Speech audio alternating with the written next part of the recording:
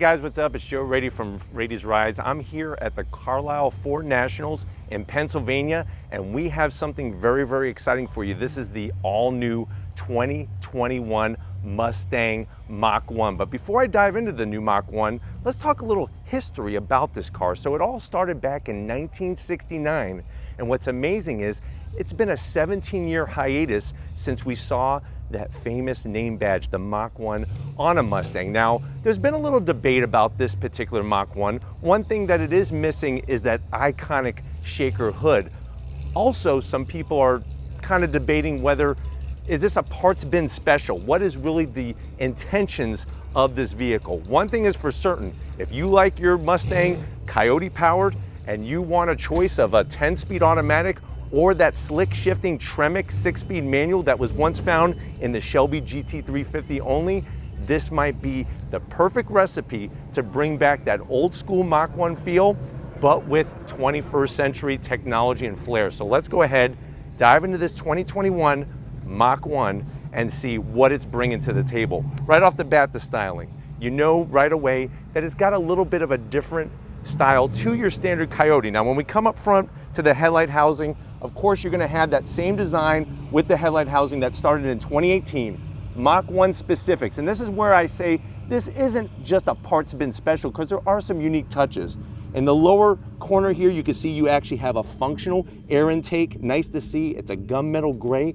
Also, this front splitter is gonna be totally unique to the Mach 1. Now, if you like extra performance, you can go that route with the handling package, and we'll feature that one in another review in a few moments here from Carlisle. But I love the nice large open air intake, the dark gray, massive splitter, and then as we come across the front here, you're gonna have it's a little bit of a mixed bag. You have some gloss black. I'm not sure if I'm loving the gloss black right now, but I do like the gunmetal gray.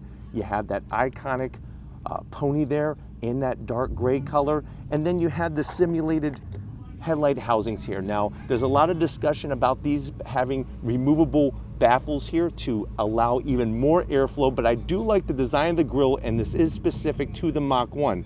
Now, as we go down the lower section, you can see the dark gray, a little bit of non-functionality, but that's to help ram that air into the center section. It's sort of like what they did on the GT350 grille, where you don't need everything to be totally exposed to help generate that extra air pressure. Now, when we go up onto the hood, beautiful Mach 1 striping. I'm gonna kind of clear away the water a little bit here, and you can see very lightly they do the Mach 1.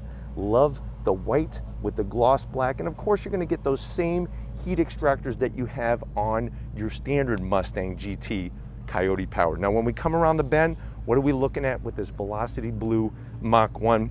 Specific wheels. Now, if you had a Bullitt, there's gonna be a lot of similarities between this and a 2019 Bullitt. Underneath that hood is the Coyote engine, but it does have the GT350 intake plenum. That's gonna help bump up horsepower. We're talking 480 horsepower out of that Coyote engine. And like I said, going this route rather than the handling package route, you do have the option of the 10-speed automatic or the 6-speed TREMEC. 6-speed TREMEC, not the Gettrig 6-speed that you currently find in your standard Mustang GT. But you can see the design with the wheel.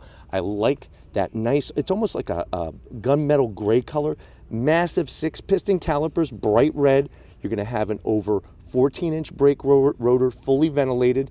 And I really think that it was smart that they continued the use of the Michelin Pilot Sport 4S tires. But the design, you know, on the internet, I was a little, but I'm actually liking it. I like the machined aluminum finish all the way around. Some of the other parts from the GT350 is that guess what? You're getting coolers. You're getting your engine oil cooler. You're getting your adapter for your larger oil filter. You're getting your rear diff cooler. And then if you go automatic on this Mach 1, you actually have a transmission cooler specifically for that 10-speed automatic. But really the way the car sits, I think it has that nice touch. You can see how the front splitter kind of wraps up onto the side. And then as we continue down the side of the car, of course, you're gonna have that iconic badge, that Mach 1 badge. So much history. Love the font. Like the way that it's like a dark gray color. Really kind of separates, especially with the Velocity Blue.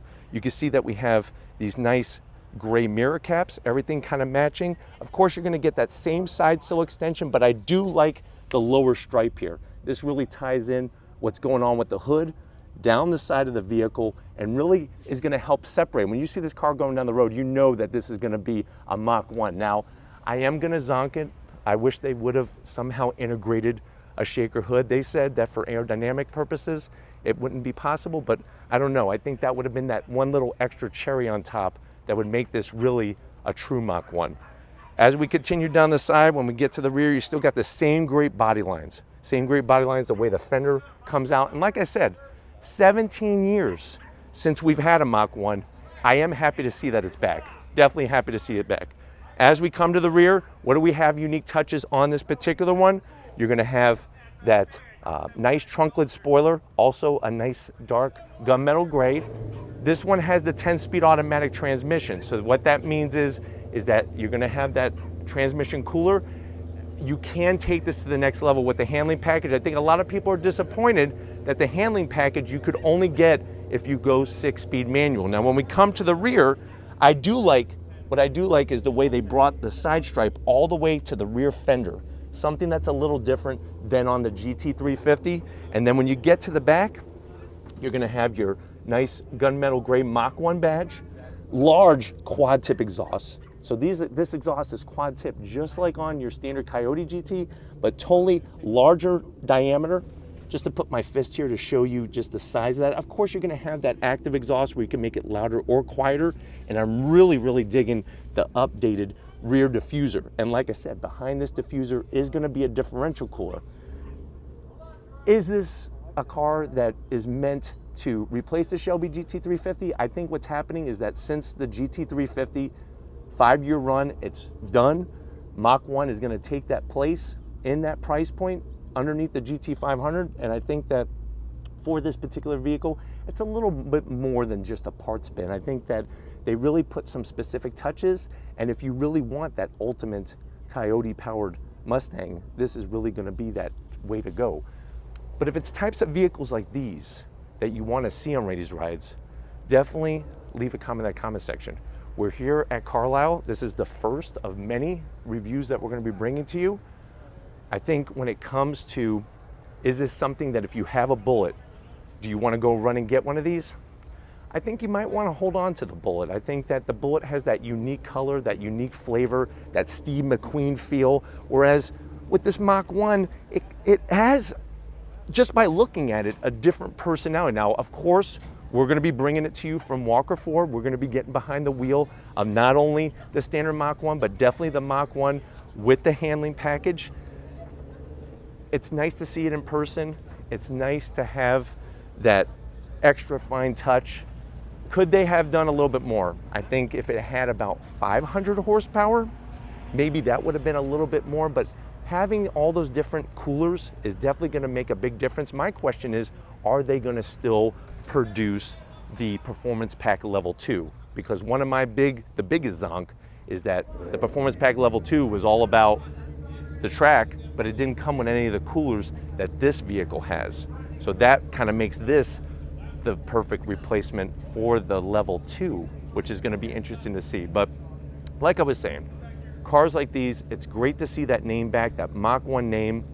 It's gonna be interesting to see how all of you accept this as a Mach 1, depending on whether you go back all the way to the original 69, then we got the 2003, and now we have this 2021 Mustang Mach 1. But like I was saying, if you want to keep seeing muscle cars here on Rady's Rides, leave a comment in that comment section. If you're new to the channel and you're wondering what's going on here, who is this guy? This is what we do. We do full in-depth reviews, but we also do these quickie style reviews here at the shows. I want to bring it to you now, so definitely hit that subscribe button. I want you to come back for more. If you are a subscriber, thank you for being part of the Rady's Rides family. If you want to help us keep making great content just for you on the channel, click that link in the description. We got to give it up to my wonderful wife, Lori. She's working that camera out here.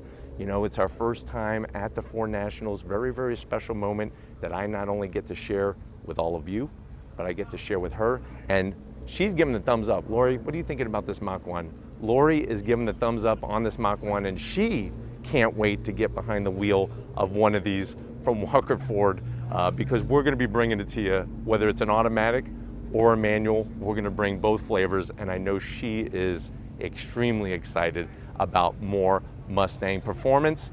And just like always, guys, this is what we do. I'll see you on the next ride.